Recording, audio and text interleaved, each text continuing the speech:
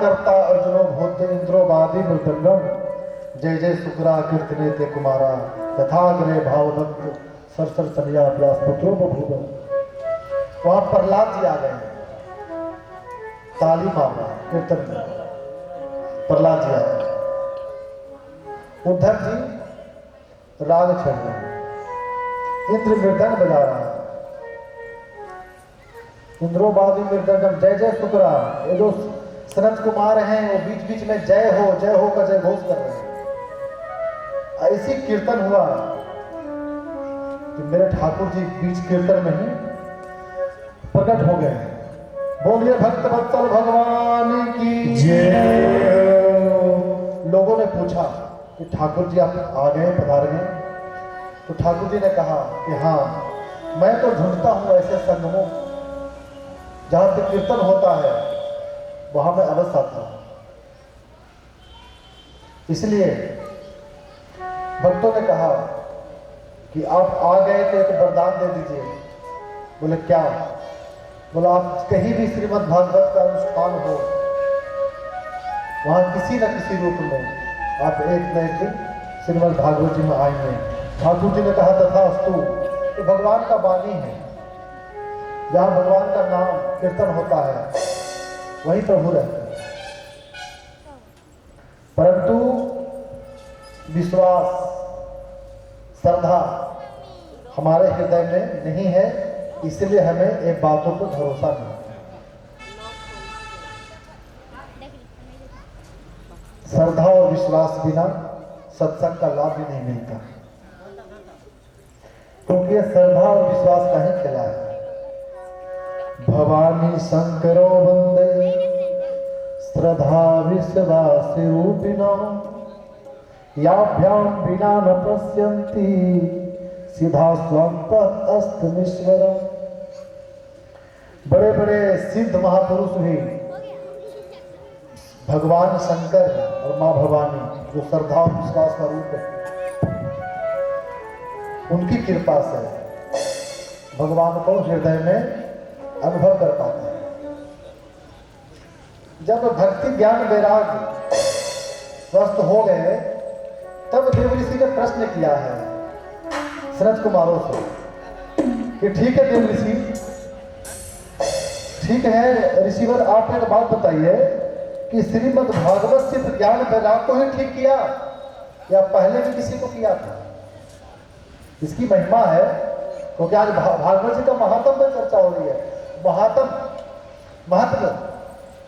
बिना महत्व जाने व्यक्ति कार्य में नहीं लगता है। एक महत्व है स्नान करने की और एक महत्व है गंगा स्नान करने की, दोनों जल ही है ना।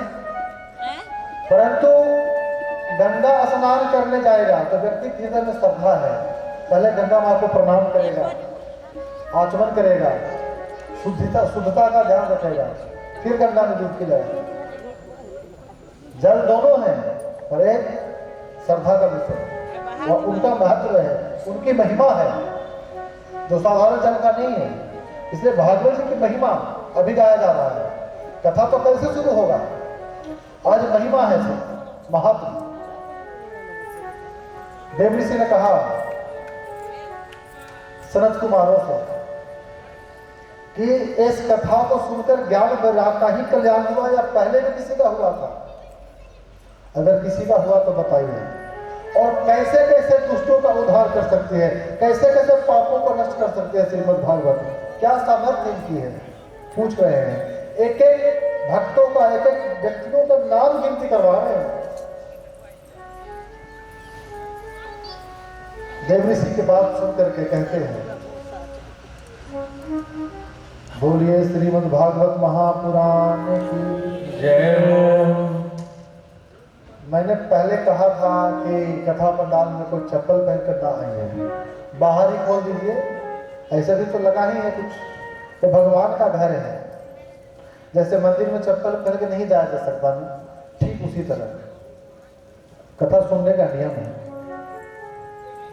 तो गिनती करवा रहे हैं कि ए मानवा पाप तस्तु सर्वदा सदा दुराचार रता विमार्गा क्रोधाग्नि दग्धा कुक्लाश्चिता विना सप्ताह सर्व पुनंती।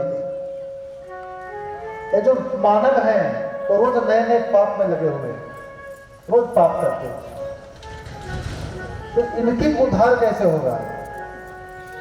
जो सर्वदा पापों में रहते हैं, पाप प्रतस्तु सर्वदा सदा दुराचार रहता, जो गलत मार्ग में जाते हैं वो भी बड़ी इच्छा से संकल्प योजना करके जो पापों में रहते हैं, जो कुटिल भी है, कामी भी है, यहां तक कह दिया कि जो माता पिता का सुख संतान नहीं है, ऐसे कभी उद्धार कर देगी? बोले हाँ। किसका किया? तब सुना रहे हैं कि देवऋषि एक तुंगभद्रा नदी का तट पे उत्तम नगर एक बस्ती है। तुंगभद्रा नदी के तट पे एक उत्तम नामक ग्राम है, गांव है। उस गांव में पंडित जी रहते हैं, विद्वान ब्राह्मण, जिनका नाम है आत्मदेव।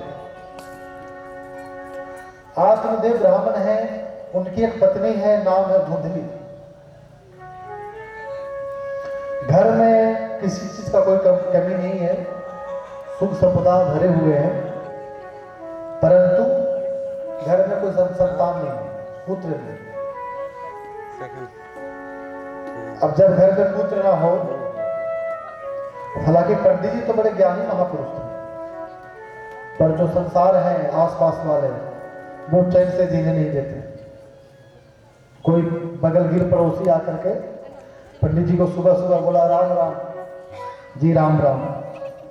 सभी लोग कथा ध्यान से सुनिएगा तो सुनाने में सुख मिलेगा, और आपस में वार्ता करेंगे तो फिर भजन गाकर टाइम पास करेंगे। क्योंकि आप अगर बिल्कुल ध्यान से सुनेंगे तो मुझे बड़ा सुख मिलेगा, मुझे यहाँ ऊर्जा मिलती। बोलिए वृंदावन बिहारी लाल जय।